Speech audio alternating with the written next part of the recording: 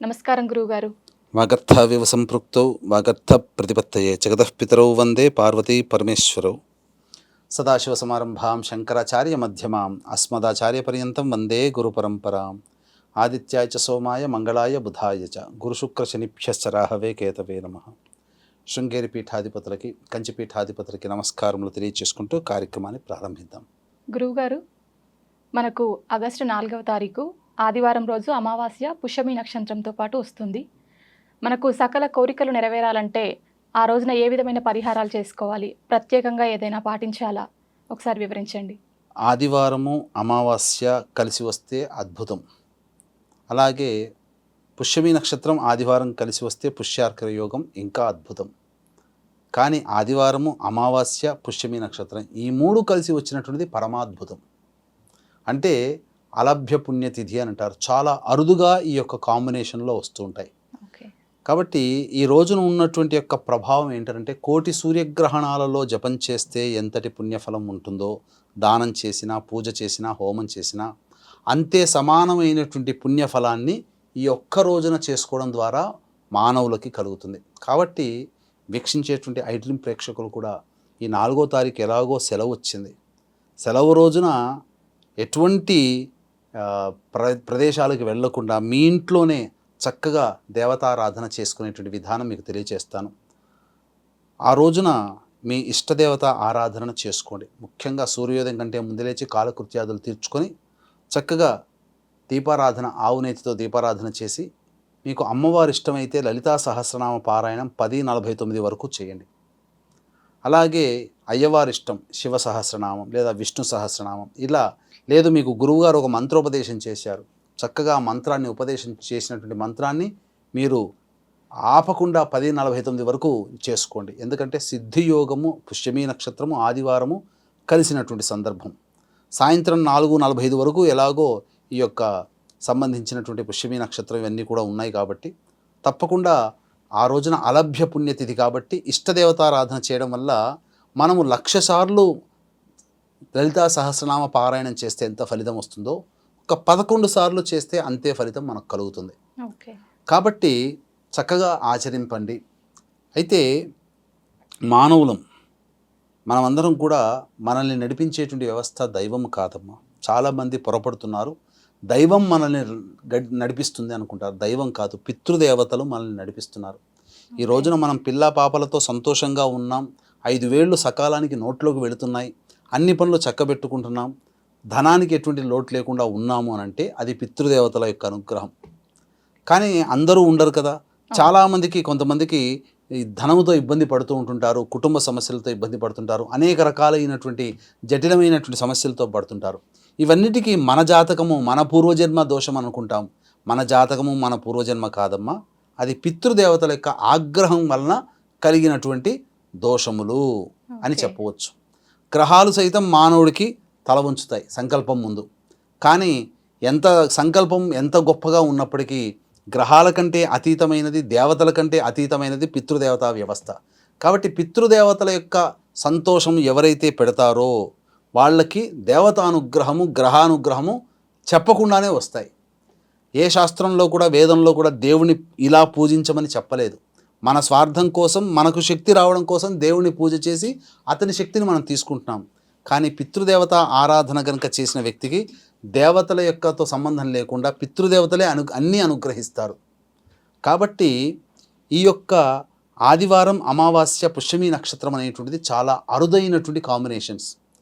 మనకు తెలియకపోవచ్చు, కానీ సూర్యమానాన్ని అనుసరించే వాళ్ళకి ఈ యొక్క ఆదివారం చాలా గొప్పదైనట్టు. అమావాస్య వచ్చిందనంటే అది చెడు పని, చెడు తిథి, అందులో ఏ రోజు ఏ పని మొదలు పెట్టము.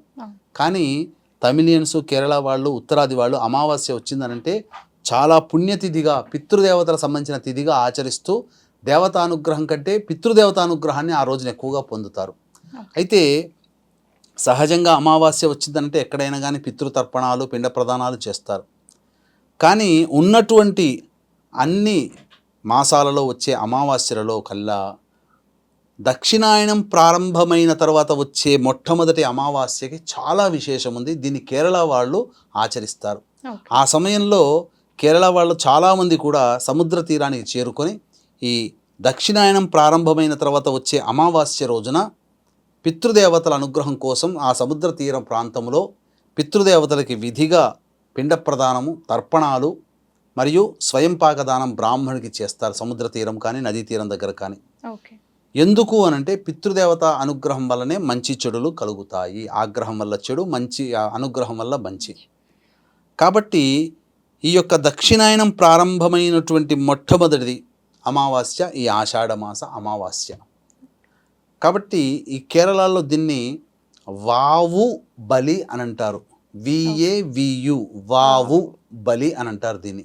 ఓకే. ఇది సంవత్సరంలోకెల్లా చాలా ప్రత్యేకంగా ఈ పితృదేవత అనుగ్రహం కోసం పిండ ప్రదానం అనేటువంటిది చేస్తారు. కాబట్టి వీక్షించేటువంటి ఐడ్రీమ్ ప్రేక్షకులు కూడా పోయిందేమీ లేదు. తల్లిదండ్రులు ఇచ్చినటువంటి దేహం ఇది. తల్లిదండ్రులు పెట్టినటువంటి పేరుతోనే మనల్ని రికగ్నైజ్ చేస్తున్నారు. తల్లిదండ్రులు రెక్కలు ముక్కలు ఓడ్చి కష్టపడి సంపాదించి చదివిస్తేనే మనం ఈ స్థితిలో ఉన్నాం.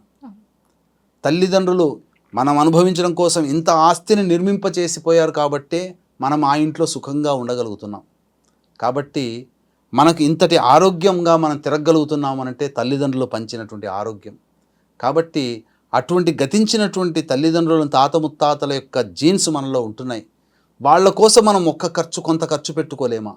కాబట్టి వీక్షించేటువంటి ప్రేక్షకులు ఈ యొక్క 4వ తారీఖు ఆదివారము అమావాస్య పుష్యమి నక్షత్రం కలిసినటువంటి రోజున ఇది పితృదేవతలకి విశేషమైనటువంటి రోజు. ఎందుకంటే జ్యోతిష శాస్త్రం ప్రకారము పితృకారకుడు అందరికీ తెలిసిందే రవి. అది ఉదయం నుంచి సూర్యాస్తమయం వరకు మధ్యలో పుట్టిన వాళ్ళకి పితృకారకుడు రవి అవుతాడు. అలాగే సూర్యాస్తమయం నుంచి మళ్ళీ సూర్యోదయం వరకు మధ్యలో పుట్టినటువంటి వాళ్ళకి పితృకారకుడు శని అవుతాడు. కాబట్టి ఇట్టికి శనికి సంబంధించిన నక్షత్రం పుష్యమి, రవికి సంబంధించినటువంటి తిథి ఆదివారము, అలాగే వారము, అలాగే రవికి సంబంధించినటువంటి తిథి అమావాస్య. కాబట్టి ఏ రకంగా చూసినా రాత్రి పగలుకు సంబంధించినటువంటి పితృకారకులైనటువంటి రవిశనులు కలిసి ఉన్నటువంటి రోజుగా చెప్పబడింది. కాబట్టి పితృదేవతల కోసం చేసేటువంటి పూజ వల్ల మీ పితృదేవతలు సంతోషపడతారు. ఈ రోజున మనం రోడ్డు పక్కన చూసినటువంటి అభాగ్యులకి అన్నార్తులు దొరకకుండా ఇబ్బంది పడుతున్నారు అనంటే వాళ్ళు గత జన్మల్లో ఎక్కడో పుట్టుంటారు. ఆ జన్మలో పుట్టినటువంటి వారసుల వాళ్ళు ఇప్పటికీ కూడా పిండ ప్రదాన కార్యక్రమాలు చేయలేకపోవడం వల్ల వారు ఈ స్థితిని అనుభవిస్తున్నారు. మళ్ళీ జన్మ ఎత్తి ఇటువంటి దుర్భరమైనటువంటి దారిద్ర్యాన్ని అనుభవిస్తున్నారు. కాబట్టి అటువంటిది మన కుటుంబంలో మళ్ళీ మనల్ని కన్నా తల్లిదండ్రులు మళ్ళీ ఎక్కడో పుడతారు. వాళ్ళకి అటువంటి స్థితి రాకూడదనంటే వారసులుగా మనం ఈ యొక్క పితృదేవత అనుగ్రహానికి సంబంధించినటువంటిది చేయాలి. ఏం చేయాలి? ఆ రోజున మీకు నది కానీ సముద్రం కానీ అందుబాటులో ఉంటే ఇంట్లో మొట్టమొదటిగా మీ పితృదేవతలు అంటే తల్లి కావచ్చు, తండ్రి కావచ్చు, తాత ముత్తాతలు ఎవరైనా కావచ్చు, వాళ్ళ చిత్రపటానికి చక్కగా అలంకరణ చేసి పొట్టు పెట్టి ఆ చిత్రపటానికి పూలమాల వేసి దక్షిణ దిక్కుగా పెట్టి పూలమాల వేసి అగరవత్తి దీపారాధన అవన్నీ చేసి నైవేద్యం పెట్టిన తర్వాత నదీ తీరం కానీ సముద్ర తీరం కానీ వెళ్ళండి, లేదా చెరువు గట్టునైనా వెళ్ళండి, లేదు ఇంట్లోనైనా కానీ బ్రాహ్మణుని పిలుచుకుని వచ్చి విధిగా పిండ ప్రదానము, తర్పణాది కార్యక్రమాలు ఆ బ్రాహ్మడికి స్వయంపాకదానంతో తగు దక్షిణతో ఇవ్వండి. ఈ విధంగా చేసినట్లయితే ఏ లోకంలో ఉన్నటువంటి మీ యొక్క వంశం వాళ్ళందరూ కూడా చాలా సంతోషపడి మీరు ఏ సమస్యతో బాధపడుతున్నారో ఆ సమస్యని దేవతానుగ్రహంతో సంబంధం లేకుండా వాళ్ళే వరం ఇచ్చేస్తారు అని చెప్పడంలో ఏమాత్రం సందేహం లేదు. కాబట్టి ఇట్టి ఆదివారము అమావాస్య పుష్యమి నక్షత్రం కలిసినటువంటి అలభ్య పుణ్యతిథి కాబట్టే గత జన్మలలో ఎన్నో కర్మదోషాలు చేసుకుని ఉంటాం. కాబట్టి ఆ కర్మదోష నివారణకి మరియు ఎదుటి వాళ్ళని తెలిసి తెలియక ఇబ్బంది పెట్టి ఉంటాం కాబట్టి వాళ్ళ వల్ల శాపాలు పొంది ఉంటాం కాబట్టి ఆ శాప విమోచన హోమాదులు మరియు వృషభ మిథున కర్కాటక సింహతుల వృశ్చిక మకర కుంభమీన రాశిలో జన్మించిన వారికి శనిదోష నివారణ హోమాలు, విద్య ఉద్యోగ వివాహ దాంపత్య అనారోగ్య సమస్యలకి 18 రకాల హోమాదులు కేవలం 1500 రూపాయల రుసుముకి మీ గోతనామాలతో చేయించడం జరుగుతుంది. ప్రతి నెల సంవత్సరం మొత్తం కూడా కుటుంబ సభ్యుల గోతనామాలతో కూడా నమోదు చేసుకునే అవకాశం ఉంది. అవకాశం ఉన్నవాళ్ళు కార్యక్రమ తదనంతరం కాంటాక్ట్ చేసి పూర్తి వివరాలు తెలుసుకోవచ్చు. నిజంగా చాలా చక్కగా వివరించారు గురుగారు. ధన్యవాదాలు. సర్వం శ్రీ ఉమామహేశ్వర పరబ్రహ్మార్పణమస్తు.